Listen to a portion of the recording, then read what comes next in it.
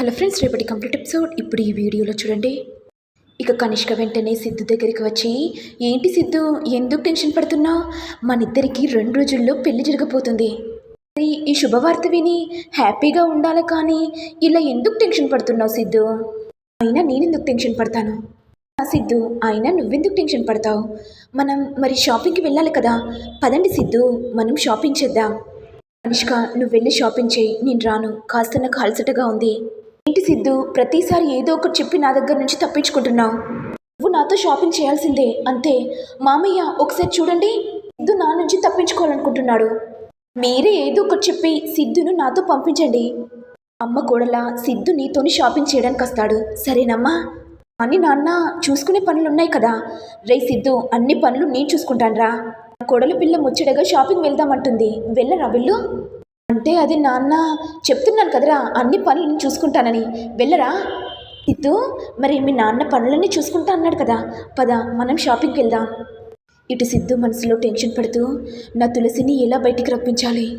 SI ఏమో నా తులసితో బ్యాడ్గా బిహేవ్ చేస్తున్నాడు, అది తట్టుకోలేకపోతున్నాను, నాకు నరకంలా అనిపిస్తుంది.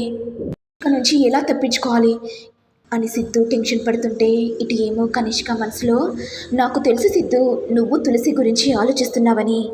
తులసి జైల్లో ఉంది కదా, నీ మనసు తట్టుకోలేకపోతుంది.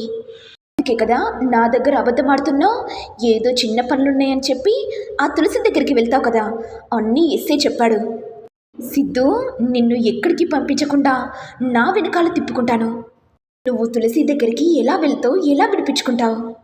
నా ప్లాన్లో నేనున్నాను సిద్ధు అని కనిష్క మనసులో అనుకుంటుంది.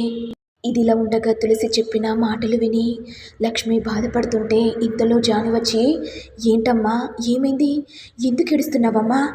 ఏం చెప్పమంటావు జాను? చెప్పే విషయం కూడా కాదు. తులసికి పెళ్ళి కాలేదని ఏడవాలనా, లేకపోతే పెళ్ళయిందని ఏడవాలనా? ఏంటమ్మా, నువ్వేం మాట్లాడుతున్నావో నాకు అర్థం కావట్లేదు. ఏం చెప్పమంటావు జాను? తులసి మెడలో దొంగతనంగా ఎవరో తాళి కట్టారంట. ఈ విషయం తులసికి కూడా తెలియదంట. ఇది విని జాను ఒక్కసారిగా షాక్ అవుతుంది.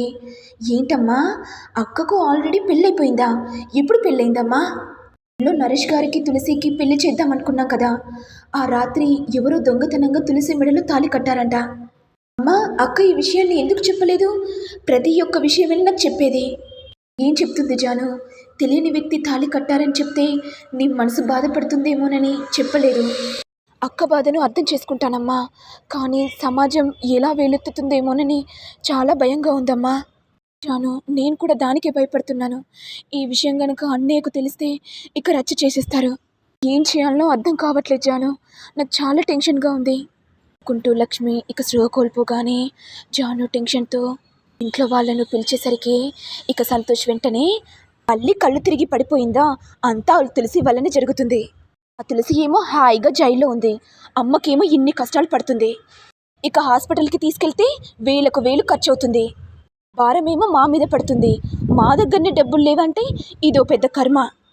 ఇక జాను కోపంతో, ఏంటన్నయ్య, ఏం మాట్లాడుతున్నారో? అమ్మ కళ్ళు తిరిగి పడిపోయిందని తెలిసి కూడా టెన్షన్ పడకుండా ఖర్చు గురించి ఆలోచిస్తున్నావా? అసలు నువ్వు మనిషివేనా అన్నయ్య? ఏంటి జాను, ఊరుకుంటుంటే ఎక్కువ మాట్లాడుతున్నావు? మీద అంత ప్రేమ ఉంటే హాస్పిటల్ ఖర్చు నువ్వే కట్టు, అర్థమైందా? మీరు మనుషులు కాదన్నయ్య, క్రూర మృగాలు. నువ్వెన్నైనా అనుకో జాను, మాకు సంబంధం లేదు. ఇక జాను టెన్షన్ పడుతూ లక్ష్మిని హాస్పిటల్కి తీసుకెళ్ళగానే ఇక డాక్టర్స్ లక్ష్మికి ట్రీట్మెంట్ ఇచ్చాక, పేషెంట్ బంధువులు ఉన్నారా? ఉన్నాను డాక్టర్, చెప్పండి. ఈవిడ మీకు ఏమవుతారు? మా అమ్మ డాక్టర్. మీరు ఏమైనా ప్రమాదకరమైన విషయాలు చెప్తే మీ అమ్మ హార్ట్ అటాక్తో పోతుంది, కాస్త జాగ్రత్తగా చూసుకోండి. మీ అమ్మ 3rd స్టేజ్లో ఉంది, కాస్త మీ అమ్మను కాపాడుకోండి. విషయాలు అస్సలకు చెప్పద్దు. అలాగే డాక్టర్, మీరు చెప్పినట్టు చేస్తాను. ఇదంతా సంతోష్ విని, నాకు తెలుసు అంతా తులసి వల్లనే కదా ఇదంతా జరుగుతుంది. అయినా దానికి కుజదోషం ఉంది, కుజదోషం ఉన్నదాన్ని ఎవరు పెళ్లి చేసుకుంటారు? ఇది మా కర్మ కొద్దీ ఇంట్లో ఉంటుంది. ఇన్ని అన్నా, ఇన్ని మాటలు పడ్డా కానీ ఇంట్లో నుంచి వెళ్లకుండా ఇంట్లోనే తిష్టవేస్తుంది. ఇక జాను కోపంతో, అన్నయ్య, ఇది హాస్పిటల్లో కూడా అక్కని ఎందుకు తిడుతున్నావు?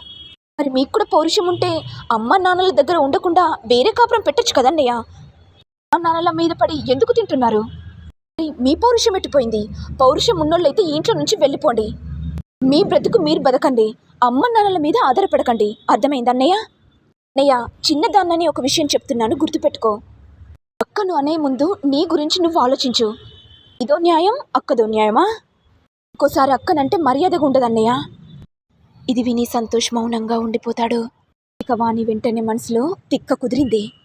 జాను అన్న మాటలకి సిగ్గుతో తల వంచుకున్నాడు.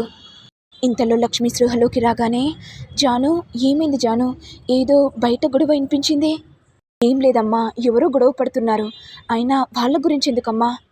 నీ ఆరోగ్యం గురించి కాస్త ఆలోచించమ్మా. అక్క గురించి నేను ఆలోచిస్తాను. అక్క మెడలో ఎవరు తాళి కట్టారో నేను తెలుసుకుంటానమ్మా. నువ్వేం టెన్షన్ పెట్టుకోకమ్మా. మా గురించి అయినా ఆలోచించు. నువ్వు తప్ప నాకు ఎవరున్నారమ్మా? అదమ్మా, ఇక ఇంటికి వెళ్దాం. ఇక జాను టెన్షన్ పడుతూ తులసి దగ్గరికి వచ్చి, అక్క నువ్వెలా ఉన్నావు? అయినా ఈ గాయాలేంటక్క? నన్ను కొట్టారక్క. వీళ్ళేనా కొట్టింది? అక్క నువ్వే తప్పు చేయవని నాకు నమ్మకం ఉందక్క. నాకు అన్ని విషయాలు చెప్పావక్క. అమ్మ హార్ట్ అటాక్ వచ్చిందక్క. చావు బ్రతుకుల్లో ఉంది. హార్ట్ స్టేజీలో ఉందంటక్క. షాకింగ్ విషయాలు ఎట్టి పరిస్థితుల్లో చెప్పకూడదంట. ఇక నుంచి అమ్మకు ఏ విషయం చెప్పొద్దక్క. ఏంటి జాను, ఏం మాట్లాడుతున్నావు? అమ్మకేమైంది? ఏం చెప్పమంటావక్క? అమ్మకు హార్ట్ అటాక్ వచ్చింది. నా వల్లే జాను, నా వల్లే అమ్మకి ఇలా అయింది. నేను అసలు ఎందుకు బ్రతుకుతున్నానో నాకే అర్థం కావట్లేదు. అక్క అలాంటి మాటలు మాట్లాడకు. నీకు తోడుగా నేనున్నానక్క. నీ మెడలో ఎవరు తాళి కట్టారో నేను తెలుసుకుంటానక్క. నువ్వేం టెన్షన్ పెట్టుకోకు. నీకు తోడుగా, నీకు అండగా నేనుంటానక్క. జాను, నాకు చెల్లగా రావడం నా అదృష్టం అనుకుంటాను. నిన్ను ఎలాగైనా విడిపిస్తాను. నువ్వు జాగ్రత్తగా ఉండక్క, సరేనా? అలాగే జాను. ఇక జాను ఏడ్చుకుంటూ జయనందన్ దగ్గరికి వెళ్ళి, జై సార్, మీకు ఒక విషయం చెప్పాలి. ఏంటి జాను, ఏ విషయం గురించి? జై సార్, మా అక్క మెడలో ఎవరో దొంగతనంగా తాళి కట్టారంట.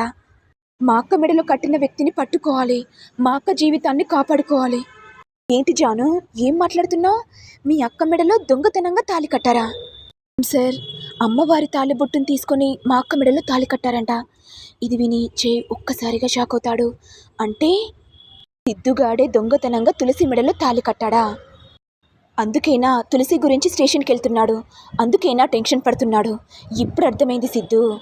అమ్మవారి తాళిబొట్టును తీసుకొని తులసి మెడలో కట్టావా? నువ్వు రాజకీయాల్లో ఎలా ఎదుగుతావో నేను కూడా చూస్తాను. ఈ విషయాన్ని మీ ఇంట్లో వాళ్ళందరికీ చెప్తే సిద్ధు పరిస్థితి ఏం జరుగుతుందో. పాపం, నన్నే బ్లాక్మెయిల్ చేస్తాడా సిద్ధు? ఇక నా చేతిలో చిక్కుకున్నావు. నా వేట మొదలు పెడతా, ఇక నీ అంతు చూస్తా అని జయనందన్ మనసులో అనుకుంటాడు. మరి నెక్స్ట్ ఎపిసోడ్లో ఏం జరుగుతుంది? తులసి మెడలో తాళి కట్టిన విషయం జైకి తెలిసి సిద్ధుకు చెప్తాడా? లేకపోతే సిద్ధు కూడా విశ్వ గురించి చెప్తానని బ్లాక్మెయిల్ చేస్తాడా అనేది నెక్స్ట్ ఎపిసోడ్లో చూడాలి. మరి మీకు వీడియో కనుక నచ్చినట్లయితే లైక్ చేయండి, షేర్ చేయండి, సబ్స్క్రైబ్ చేయండి. Thank you all.